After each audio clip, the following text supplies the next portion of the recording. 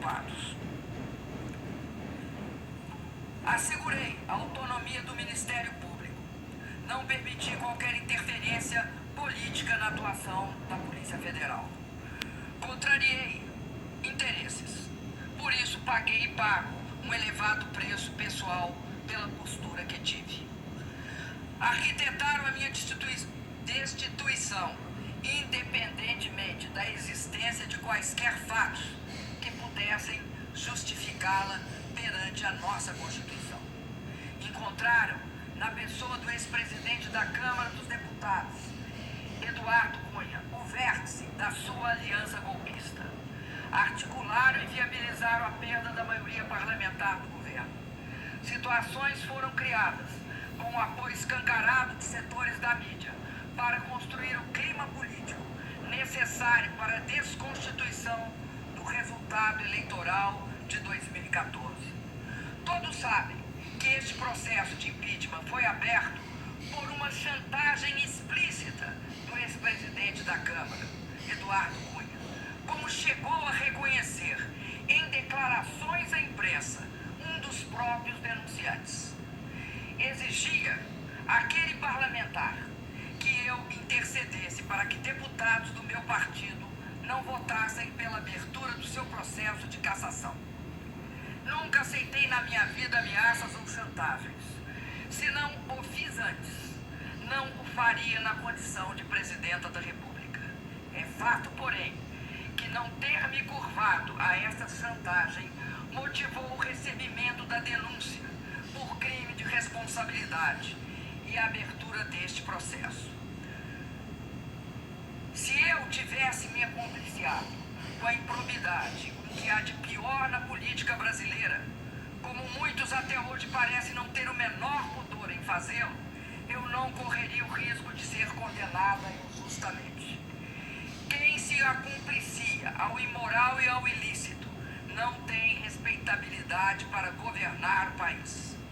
Quem age para poupar ou adiar o julgamento de uma pessoa que é acusada de enriquecer às custas do Estado brasileiro e do povo, que paga impostos, cedo ou tarde acabará pagando perante a sociedade e a história o preço de seu descompromisso com a ética. Tem, e todos sabem, muito orgulho. Todos sabem que não enriqueci no exercício de cargos públicos, que não desviei dinheiro público em meu governo em benefício próprio, nem de meus familiares, e que não possuo contas ou imóveis no exterior. Sempre agi com absoluta probidade nos cargos públicos que ocupei ao longo da minha vida. Curiosamente, serei julgada por crimes que não cometi. Antes do julgamento do ex-presidente da Câmara, acusado de ter praticado gravíssimos atos ilícitos e que liderou as tramas e os ardis que alavancaram as ações voltadas à minha destituição. Ironia da história? Não, de forma nenhuma. Trata-se de uma ação deliberada que conta com o silêncio cúmplice de setores da grande mídia brasileira. Viola-se a democracia e pune-se uma inocente. Este é o pano de fundo que marca o julgamento que será realizado pela vontade dos que lançam contra mim pretextos acusatórios infundados. Estamos a um passo da consumação de uma grave ruptura institucional. Estamos a um passo da concretização de um verdadeiro golpe de Estado. Senhoras e senhores senadores, vamos aos autos deste processo. Do que sou acusada? Quais foram os atentados à Constituição que cometi? Quais foram os crimes hediondos que pratiquei? A primeira acusação refere-se à edição de 3 decretos de crédito suplementar sem autorização legislativa. Ao longo de todo o processo, mostramos que a edição desses decretos seguiu todas as regras legais. Respeitamos a previsão contida na Constituição, a meta definida na LDO e as autorizações estabelecidas no artigo 4º da Lei Orçamentária orçamentária de 2015 aprovadas pelo Congresso Nacional. Todas essas previsões legais foram respeitadas em relação aos 3 decretos. Eles apenas ofereceram alternativas para a alocação dos mesmos limites de empenho e financeiro estabelecidos pelo decreto de contingenciamento que não foram alterados. Repito, pelos decretos de contingenciamento que não foram alterados. Por isso, não afetaram em nada a meta fiscal. Ademais, em 2014, por iniciativa do próprio Executivo, o Congresso aprovou a inclusão na LDO da obrigatoriedade que qualquer crédito aberto deve ter sua execução subordinada ao decreto de descontingenciamento editado segundo as normas estabelecidas pela Lei Complementar de Responsabilidade Fiscal. E isso foi precisamente respeitado. Não sei se por incompreensão ou por estratégia, as acusações feitas nesse processo buscam atribuir a esses decretos nossos problemas fiscais. Ignoram ou escondem que os resultados fiscais negativos são consequência da desaceleração econômica e não a sua causa. Escondem que em 2015, com o agravamento da crise, tivemos uma expressiva queda de receita ao longo de todo o ano. Foram 180 bilhões a menos que o previsto na lei orçamentária.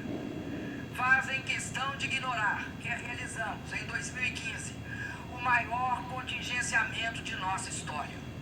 Cobram que quando enviei ao Congresso em julho de 2015 o pedido de autorização para reduzir a meta fiscal, deveria ter imediatamente realizado um novo contingenciamento.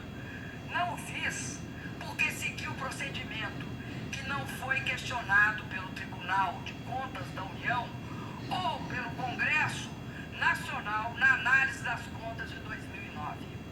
Além disso, a responsabilidade com a população justifica também nossa decisão.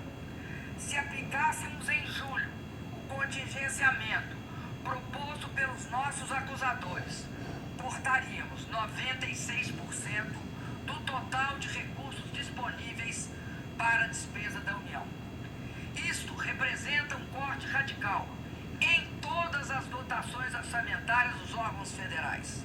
Ministérios seriam paralisados, universidades fechariam suas portas, o Mais Médico seria interrompido, a compra de medicamentos seria prejudicada, as agências reguladoras deixariam de funcionar. Na verdade, o ano de 2015 teria, para todos os efeitos fiscais, acabado em julho. Volto a dizer, ao editar esses decretos de crédito suplementar, agi em conformidade plena com a legislação vigente. Em nenhum desses atos, o Congresso Nacional foi desrespeitado. Aliás, este foi o comportamento que adotei em meus 2 mandatos. Somente depois que assinei esses decretos é que o Tribunal de Contas da União mudou a posição que sempre teve a respeito da matéria. É importante que a população brasileira seja esclarecida sobre este ponto. Os decretos foram editados em julho e agosto de 2015 e somente em outubro de 2015 o plenário do Tribunal de Contas da União aprovou a nova interpretação. O Tribunal de Contas da União recomendou a aprovação das contas de todos os presidentes que editarem idênticos decretos, atos iguais ao que eu editei. Nunca levantaram qualquer problema técnico ou apresentaram interpretação que passaram a ter depois que assinei estes atos. Querem me condenar por ter assinado decretos que atendiam às demandas da população, às demandas de diversos órgãos, inclusive do próprio Poder Judiciário, com base no mesmo procedimento adotado desde a entrada em vigor da Lei de Responsabilidade Fiscal em 2001. Por ter assinado decretos que, somados, não implicaram, como provado nos autos, em nenhum centavo de gastos a mais para prejudicar a meta fiscal. A segunda denúncia dirigida contra mim neste processo também é injusta e frágil. Afirma-se que o alegado atraso nos pagamentos das subvenções econômicas devidas ao Banco do Brasil no âmbito da execução do Programa de Crédito Rural, Plano Safra, para agricultura comercial e para agricultura familiar equivale a uma operação de crédito, o que estaria vedado pela Lei de Responsabilidade Fiscal. Como minha defesa e várias testemunhas já relataram, a execução do Plano Safra é regida por uma lei de 1992, que atribui ao Ministério da Fazenda a competência de sua normatização, inclusive em relação à própria atuação do Banco do Brasil. A Presidenta da República não pratica nenhum ato em relação à execução do Plano Safra.